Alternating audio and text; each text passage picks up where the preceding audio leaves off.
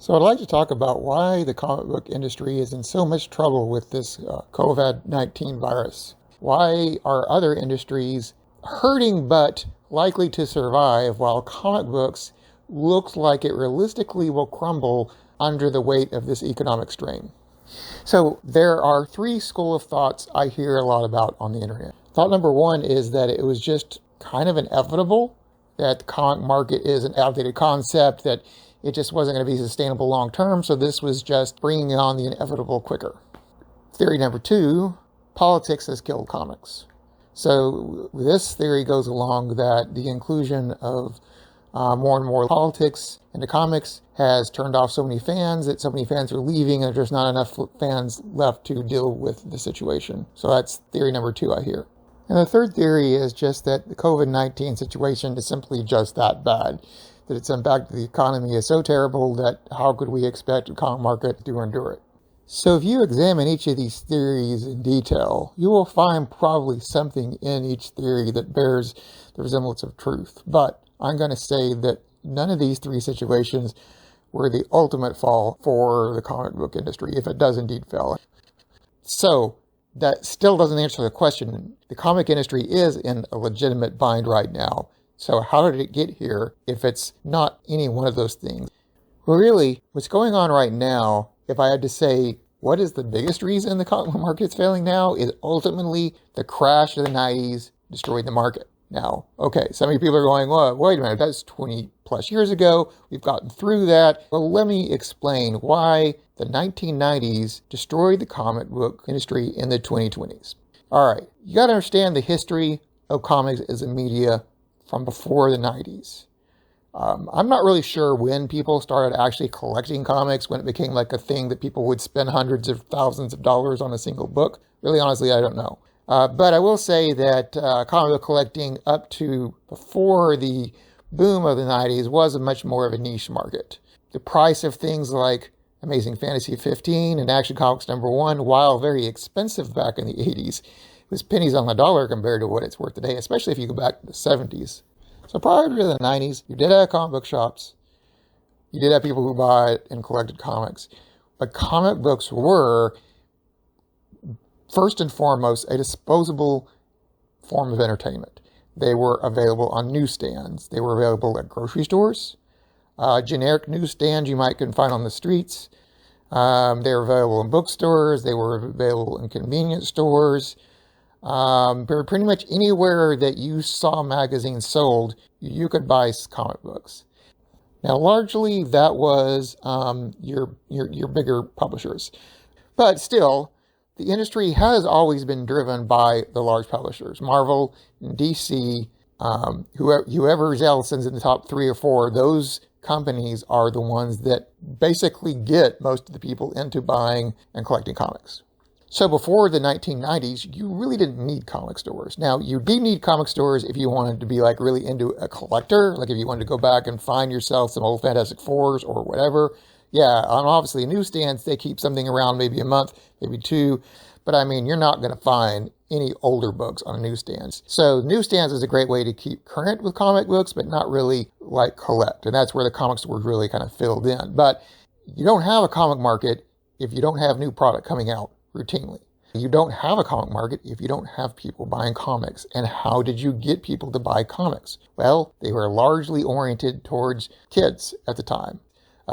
Kids go to the grocery stores with their parents. They go to the drugstore with their parents. They browse a magazine rack while their dad's filling up the car with gasoline at the gas station, whatever.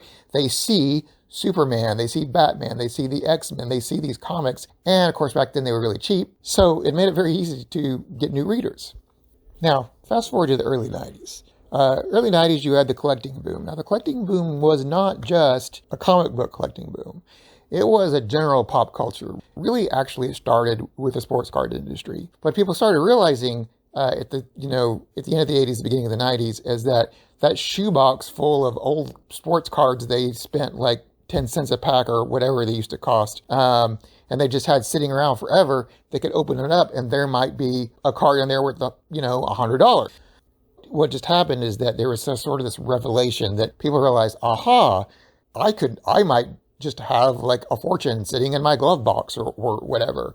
Before, it had been more niche. Pretty much, it's, the collecting market had been, people bought sports cards for the fun of it. Mostly you ended up just throwing them away, and you had a smaller group that, knew their value and collected it. But suddenly the information got out. Hey, you might have a fortune, somewhere sitting up in your closet. Why don't you dig those things out and sell them? And it was a boom.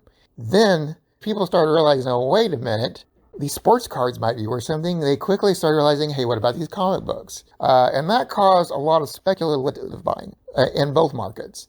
Now, as you all know, eventually that market crashed. The reason it crashed, it's the same thing as the Great Depression, the roaring 20s. The stock market was booming. It was too good to be true. And that's what happened to the comic book market. The comic book market fell into its Great Depression after its booming 90s. So the question then is, okay, so how does this affect us today? That was 20 years ago. What happened is the 1990s triggered a couple of things to happen that were going to be key and have come back to haunt us.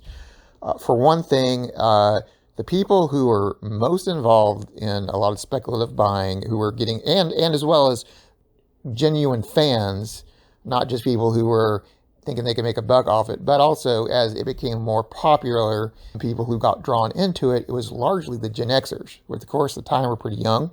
You're talking young adults to adolescents, primarily sort of that high school, junior high age crowd. And the comic industry realized that they'd hit this, the people who had grown up in the late 70s and in the 80s had become a gold mine for them. And some of this it wasn't all just speculative buying. Again, this was just generally comic books were getting more popular with that generation, but it got really accelerated by what happened in the 90s with the boom. And so the comic industry decided that they were going to lock their hooks into that generation and keep them forever.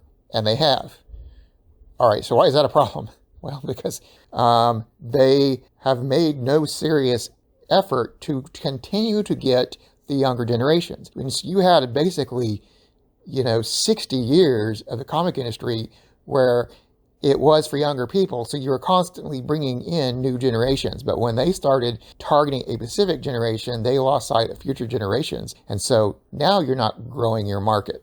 Another and an even bigger problem with the speculative buying, basically pushing the direct market into the forefront, was that this became an opportunity for comics to only be a direct market item. And this is where Diamond came into play. So Diamond came up with a plan to essentially take over distribution. All they had to do was convince a couple of large publishers to sign on exclusively with them, and then they could lock up the industry. Because if you could only get Marvel Comics from one place or DC Comics from one place, you're obviously, as a comic store, going to do business with that distributor. So that was the plan Diamond put together, and it worked. They were able to get exclusivity with Marvel and DC and several large independents. They effectively got a monopoly on distribution. The problem with the monopoly is the problem that we're seeing now. The entire industry, print, was based on Diamond's ability to do their job, to collect orders and fulfill orders. Everything hinged on that. Meaning you couldn't get around that. There just was effectively no way around that. Diamond had a stranglehold on the comic industry. So when the pandemic hit and Diamond temporarily shuttered its business, that crippled the entire comic book market. You couple that with the fact that the direct market had been established over 20 years at this point, entirely based on comic book stores, which are exclusively small businesses. Now, some comic book stores could probably qualify as more than an actual true small business, but you don't have like a Barnes and Nobles of comics, a Barnes and Nobles that sell a few comics. But I mean, you get what I'm trying to say, is there's not like this major chain that operates all over America. You may have smaller regional chains. And small businesses are hurting really bad in this situation. A lot of them are going to shutter. Another issue that the comic industry faced in the 21st century was one of innovation. How to compete against and also how to utilize digital technology. In the 20th century, electronic entertainment was not really a competitor for comics for the most part. Comics filled a niche and a void for entertainment where electronic escape was not available. But now everyone has cell phones, everyone's got laptops. So how do comics compete? And that's a really good question that I don't think the industry really ever figured out. Now, the traditional comic book format does not translate well to digital. So yes, we've had Comixology, we've had the ability to buy e-comics. And, there was some money made through e-comics, but most readers of comics read comics as print. And part of it has to do with just the format of the sequential art, the way it's done, the way it's written. It just doesn't really feel right in an electronic environment. The one exception to the rule has been webtoons, but that's used by independent creators. And so mainstream press or mainstream publishers, really that didn't factor in for them at all. Now for the Gen Xers, digital entertainment did not really become a roadblock. Gen Xers, they like print, and they're going to keep reading print. But this made it doubly hard to get in new readers now, as far as younger readers, because now you have a generation growing up that's never really had the need for print. So how do you pull those people in? And the comic industry didn't have an answer for that. Ultimately, it just, again, gave up on them. It became another excuse for them to not to try to attract new readers, but just to hang their hat on the Gen Xers. So, I mean, was the comic market really just planning on letting itself become a dinosaur? In that regards, it kind of seems like they were. So what about the politics? You probably have seen plenty of videos on the internet that argue how politics have been hurting comics. So first I want to address the issue, is it hurting comics or has it been hurting comics? I'm going to say it has, but not on an industry killing level. Now, the thing is that comic books is a very bipartisan media when it comes to fan base. You have a lot of people on the right, you have a lot of people on the left, you have even more people that really just don't care about politics at all. Comic books does not necessarily appeal to one ideology. So when an ideology is pushed stronger, yes, this will push out some people. The thing is, I really don't think a lot of people left the comic market as far as, as buyers or collectors because they were upset about politics. I know for a fact people have, though. I mean, because I've talked to some. There's a percent. Why this became problematic in the comic industry, though, is that for all the other things I had already mentioned, the comic industry has shrunk. The fact that they were so focused on only Gen Xers for the most part, and they weren't trying to grow their market, didn't leave them with enough room to narrow their market down even further. So yeah, having some people on the right leave and having some people who really just didn't care about politics and just got tired of it leave, that could be felt. That would not have been felt in the 1980s, not because of the political climate being different. It's just that there were just so many people buying comics then, and they were being bought by kids who were oblivious to politics. So I want to preference again, this is not taking a side on the political discussion, whether you're right, whether you're left, whether you're a centrist. It's simply just to point out the realities of the world.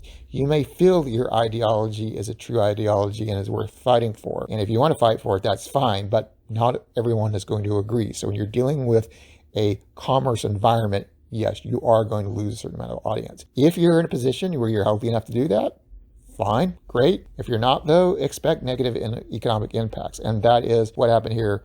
Anyway, that's really all I have to share on that topic. I know it was kind of a long video, but I really think the conversation is why comic industry is collapsing currently is a lot more complicated than a lot of people out there have been saying. Was it avoidable? I think it was, even with the pandemic. But was it avoided? No. Do I think comic books will go away entirely? No, I don't. But I think we'll see a change in the market that is going to basically spell the end of comic books as we have known them. It's going to be a different industry going forward. Maybe better, maybe not, but at this point, it's just how things have turned out. Anyway, thank you for watching my video. Everyone stay safe out there, and I will talk to you guys later.